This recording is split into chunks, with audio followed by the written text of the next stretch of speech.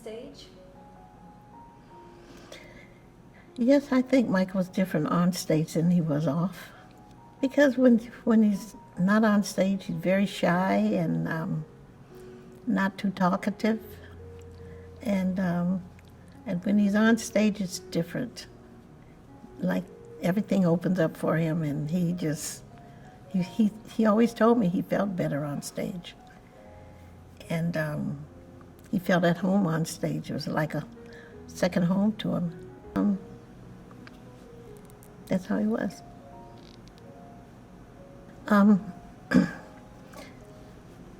Anything that Michael did, he wanted to do his best.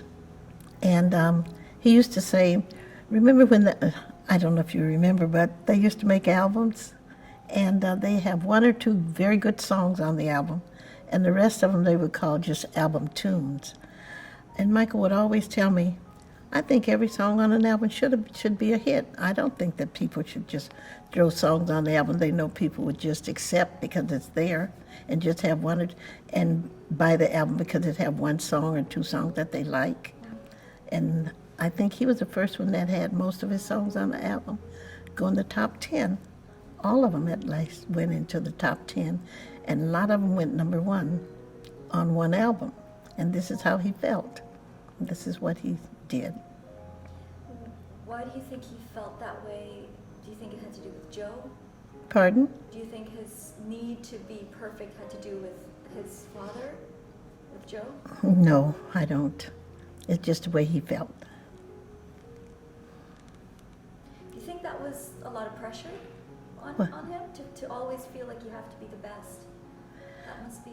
No, it was just that he said that you should give the people what they want. He would, any song that he made, he wanted it to be perfect, even though man isn't perfect, but he was like a perfectionist. He wanted everything to be right.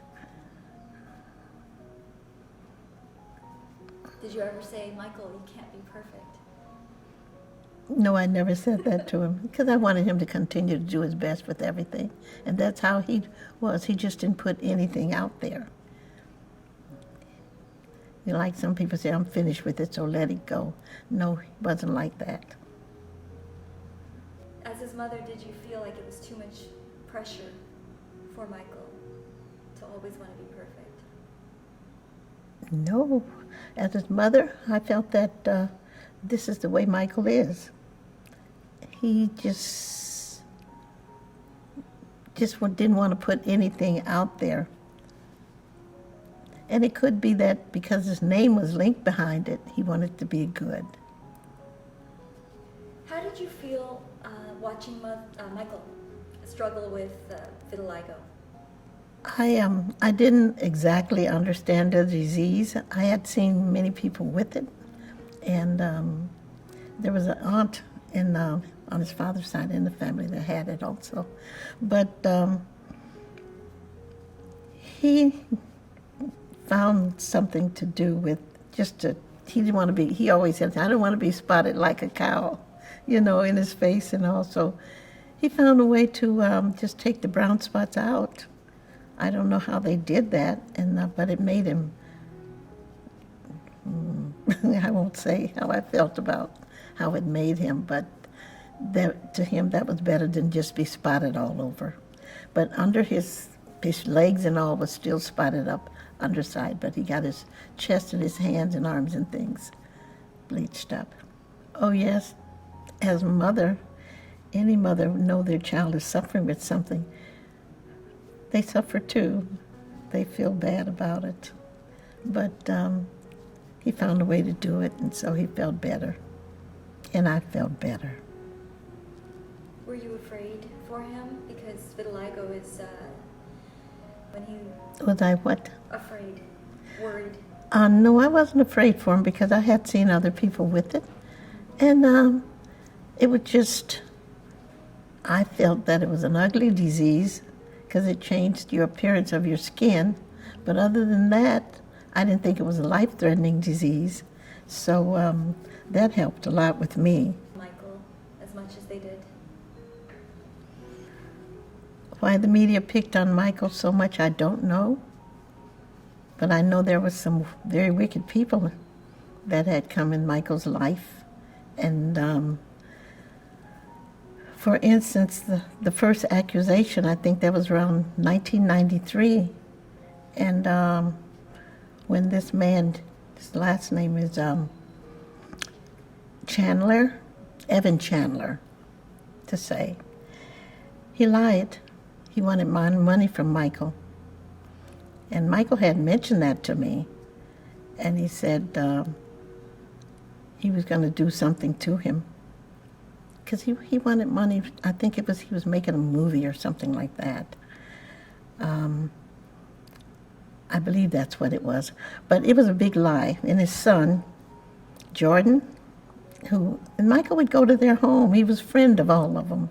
And this man did this to him. But Jordan Chandler his son knew that it wasn't true. So he came to Michael and told him, Michael, I'm sorry what's going on. I know it's not true. So Michael told him, said, why don't you go and get on in the news and tell them so people wouldn't think this terrible thing about me. But he said, I can't do that. If I did that, my father would kill me. So and when the second accusation came out on Michael, and I think it was 04 or 03, one or the other, and the trial was in 05. Jordan wanted to be a witness on Michael's side, but then a lawyer had told him that if you do that, the insurance company that paid you the money will make you all pay it all back. I didn't feel that Jordan should have been able to pay it back because he was only a child. His father made him do it. But since Michael's been dead, Jordan came. It's been in the papers. I don't know. A lot of people didn't read it because it's only a little small. You know how they do. And he had said that Michael hadn't touched him, hadn't done anything to him, and he just wished he could have let Michael know that he was going public with it before he died. And then I guess about a month or two later, his father committed suicide. And I always felt it was his father's guilt, that he was lived as a rich man after telling a lie on my son, and they're taking all his endorsements away from it. They took everything Michael had away from him because of this lie this man told. And I thought maybe he was ashamed to live any longer. I don't know what it was, but I think it was linked to his son coming out finally and telling the truth. But the thing about it, the news never mentioned it that much, maybe once, maybe, and if you heard it, it was probably late at night. And these people have been living with this lie this man told all the time, and I think the public should have known that it was a lie. In 1993, when you first heard this accusation that Jordan Chandler made against Michael, what was the first thought that you had? I was so outraged because I knew my son wouldn't do anything like that. And Michael was on tour, and so I called Bill Bray at the time, who was his security guard, and told him, you get back here because they're accusing Michael of something I know he didn't do. And Bill said, oh, we knew about what they were going to say already. Say, it's not true, so it's going to go away. It didn't go away, so later I called him. I said, you got to come because too much is going on. And he finally came. Did you speak to Michael? Yes, I did speak to Michael. What did you say to him? He told me the same thing, Mother, it's not true, so don't worry about it. It'll go away. But... And then, when it was in the news that the boy was paid $21 million as a settlement, what were your thoughts? Oh my God, I was so upset. I called him and I said, why did you pay these people that money and make them think that it's true? He said, I didn't, it wasn't me. He said, the lawyer said that would be best for me to do because here I'm out here on tour and it would be a big thing.